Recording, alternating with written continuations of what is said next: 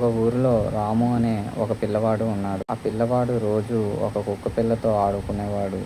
రోజు ఆ కుక్కతో ఆడుతూ చాలా సంతోషంగా ఉండేవాడు.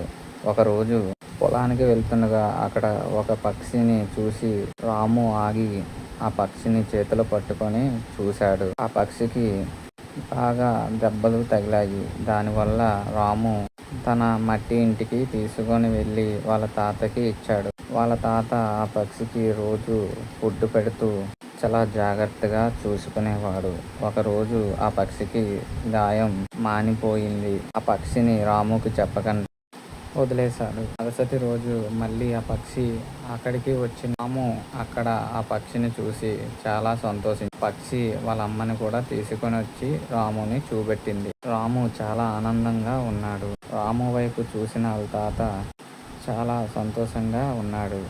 రోజు రాము దగ్గరికి ఆ పక్షి వచ్చేది. రాము చాలా సంతోషంగా రోజు రాము పక్షితోనూ కుక్కతోనూ ఆడుకునేవాడు.